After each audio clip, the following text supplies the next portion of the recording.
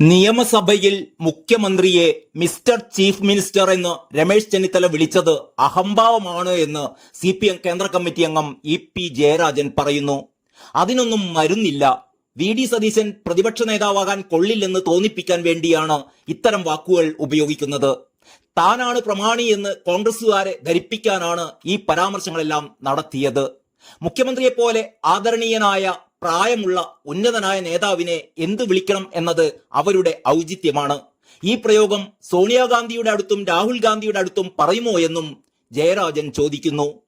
EP ജയരാജനോട് ഒരൊറ്റ ചോദ്യമേ പകരം ചോദിക്കാനുള്ളൂ. Mister chief minister എന്ന് വിളിക്കുന്നതിന് പകരം നികൃഷ്ടജീവി, കുലങ്കുത്തി, പരനാറി എന്നൊക്കെ വിളിച്ചാൽ കുഴപ്പമുണ്ടാവില്ലല്ലോ അല്ലേ സഖാവേ? ഇതൊക്കെ മിസ്റ്റർ ചീഫ് മിനിസ്റ്റർ മുമ്പ് പലരെയും വിളിച്ചിട്ടുള്ളതാണല്ലോ. ചെന്നിത്തല കേട്ടല്ലോ. ഇനിയെങ്കിലും നിയമസഭയിൽ മിസ്റ്റർ ചീഫ് മിനിസ്റ്റർ എന്ന് ദയവായി വിളിക്കരുത്. അത് അധിക്ഷേപമാണ്. പകരം താങ്കൾക്ക് നികൃഷ്ടജീവി, കുലങ്കുത്തി, പരനാറി എന്നൊക്കെ ധൈര്യമായി വിളിക്കാം. കാരണം അതിന്റെയൊക്കെ ഉപജ്ഞാതാവ് സാക്ഷാൽ പിണറായി വിജയൻ ആയതിനാൽ പുള്ളിക്ക് പെരുത്തിഷ്ടമാകും. പാർട്ടി പദവിയിൽ പ്രായപരിധി ഇളവ് നൽകുന്നത് ഒരാൾക്ക് വേണ്ടി മാത്രം എന്നത് ദുർവ്യാഖ്യാനമാണെന്നും കൂടി EP ജയരാജൻ പത്രക്കാരോട് പറഞ്ഞു. പ്രായപരിധി ടേം വ്യവസ്ഥയിൽ പാർട്ടി തീരുമാനമെടുക്കുന്നത് സാഹചര്യമനുസരിച്ചാണ്.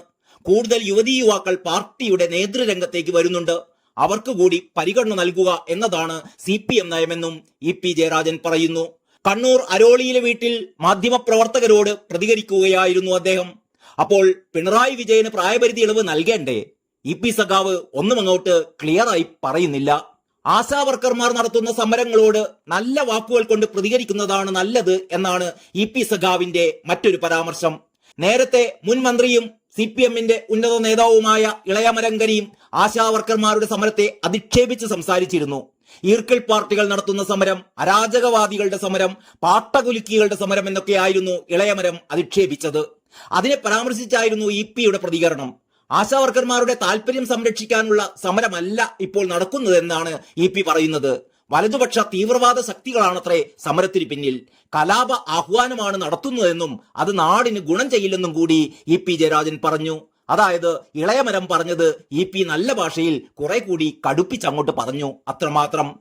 എന്തായാലും പൊതുജനങ്ങൾക്കിടയിൽ CPM-നോടുള്ള കലിപ്പ് കുറെ കൂടി എന്ന് പറഞ്ഞാൽ മതിയല്ലോ.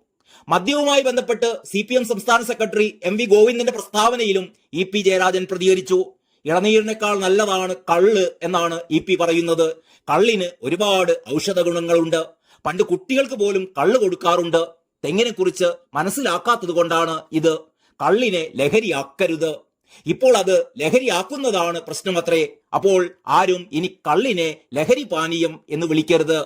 പകരം അതൊരു ഔഷധമാണ്. കള്ളിനെ കുറിച്ചല്ല പാർട്ടി സംസ്ഥാന സെക്രട്ടറി MV ഗോവിന്ദൻ പറഞ്ഞതെന്നും EP ജയരാജൻ ക്ലിയറാക്കി. മദ്യത്തെക്കുറിച്ചായിരുന്നു അത്. അപ്പോൾ കള്ള് മദ്യമല്ലേ സഖാവേ? അല്ല എന്നാണ് EP-യുടെ ഉത്തരം.